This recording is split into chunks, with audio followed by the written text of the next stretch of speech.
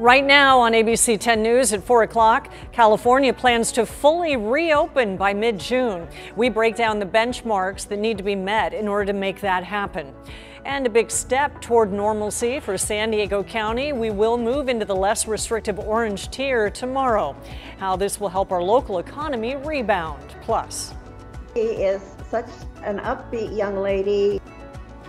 Our series Positively San Diego, the woman literally going the distance to see her grandparents. ABC 10 News at 4 starts now. We can start to open up as business as usual, subject to ongoing mask wearing and ongoing vigilance.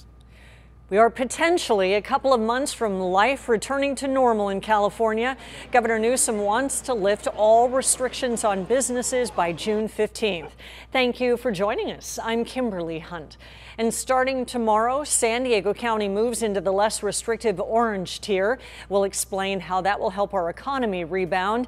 But first, ABC 10 News reporter Rachel Bianco breaks down the reopening rules.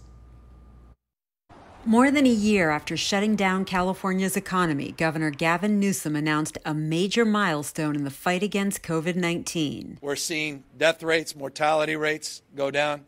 We're seeing case rates stabilize. Governor Gavin Newsom says the state has given out more than 20 million vaccine doses, including 4 million to the hardest hit communities. If we keep the pace, we are moving now beyond the blueprint. The governor says as long as vaccine supply remains sufficient and hospital rates remain low, the state will return to business as usual by summer. June 15th, we will be moving beyond the blueprint and we'll be getting rid of the colored tiers.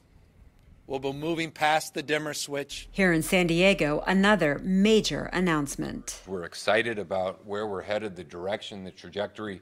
Moving to orange, looking ahead to what's coming at June. Under the orange tier, restaurants, museums, aquariums, places of worship can operate indoors at 50% capacity. Gyms increase to 25%. Amusement parks can open with 25% capacity, in-state visitors only. Concerts and sporting events go up to 33%, also for in-state visitors. Bars can now open outside. There are no capacity limits on retail. The county also announced an end to the 10 p.m. restaurant curfew that's been in effect since July. Rachel Bianco, ABC 10 News. The governor says right now there are no plans to lift the state's mask mandate. And tomorrow, more businesses will be able to reopen or expand their indoor capacity. But as California is on a path to fully reopening by June 15th, San Diego's economy will be getting a big boost this summer as businesses start to rebound. ABC 10 News reporter Mimi Alcala explains how many jobs will be coming back as more tourists and community events return. Residents and visitors can look forward to a full San Diego experience this summer. With California's tier system likely being dropped by June 15th, businesses can return to pre-pandemic operations. We can start planning for our future. As long as we meet the criteria, this summer restaurants will be fully open, hotels welcoming more guests, live shows and family entertainment centers back up and running. For the events industry, the announcement means finally getting back to work, a boost for San Diego's economy.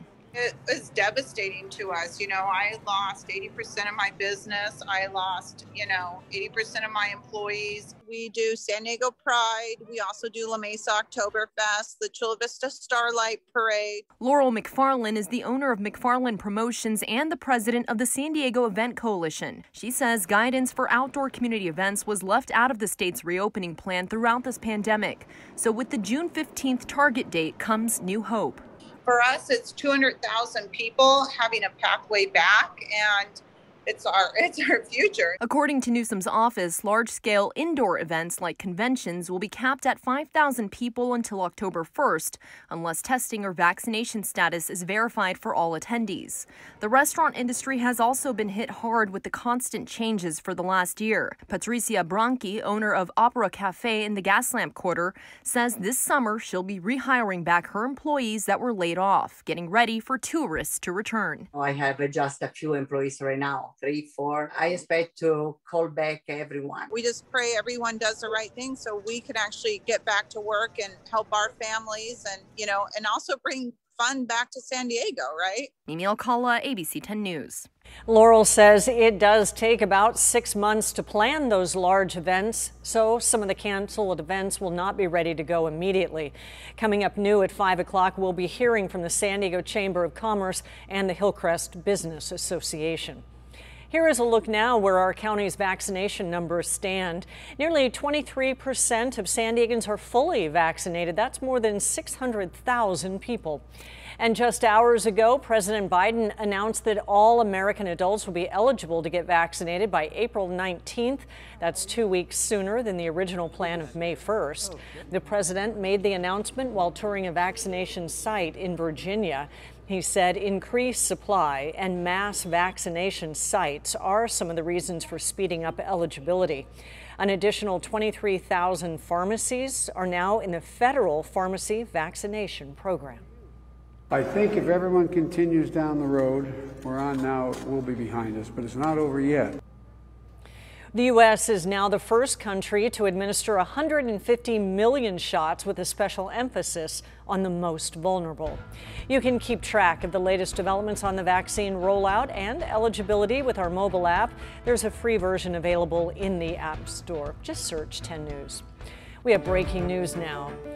A CHP officer has major injuries after a crash in the North County. CHP says it happened on Villa Rancho Parkway near Lomas Sereno Drive after 1 o'clock this afternoon. They say a car turned in front of the officer and hit him. He was thrown from his motorcycle. The officer is now in the hospital. We have a crew on the way, and we will keep you posted. In Colorado's expansive voting laws helped make it the top contender to host the 2021 Major League Baseball AllStar Game. The league chose Coors Field in Denver, Colorado as the new host of the Midsummer Classic. This comes after Major League Baseball pulled the game out of Atlanta, Georgia over objections to the state's new controversial voting laws. Well, Colorado has some of the nation's highest voter turnout, and it runs its elections primarily by mail. We're keeping a spotlight on the wave of legislation proposed in nearly every state that would make voting more difficult. Since Georgia passed its new law, we've seen corporations like Delta, Coca-Cola, and Major League Baseball denounce the laws. But if you follow the money trail from lawmakers backing these bills, it leads directly to some of these same corporations. The biggest contributors are some of the biggest brand names. So, you have 81 of the Fortune 500, nearly half of the Fortune 500 collectively giving over $12 million to back the politicians that are advancing this legislation. The consumer advocacy group Public Citizen recently compiled data on corporate campaign contributions to state lawmakers either sponsoring or co-sponsoring voter suppression laws.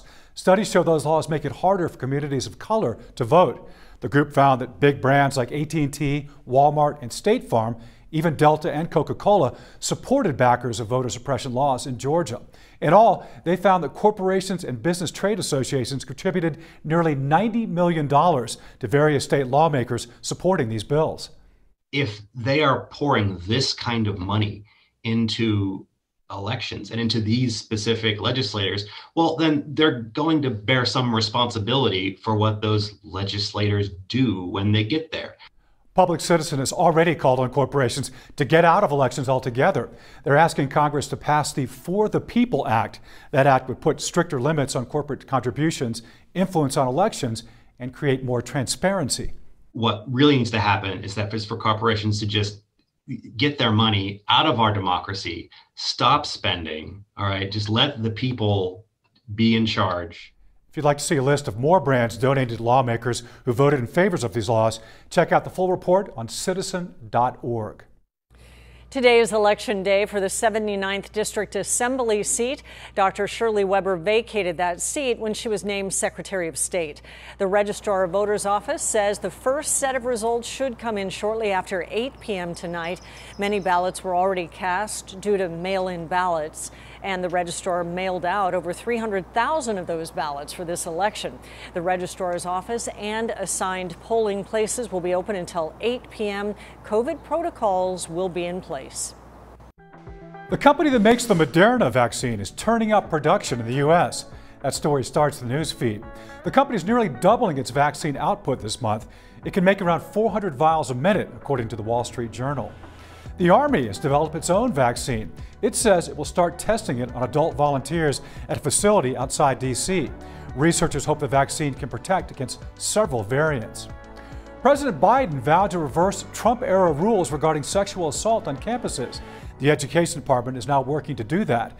The department sent a letter saying it's trying to change rules put into place that narrow the definition of sexual harassment and allow those who are accused to cross-examine their accusers.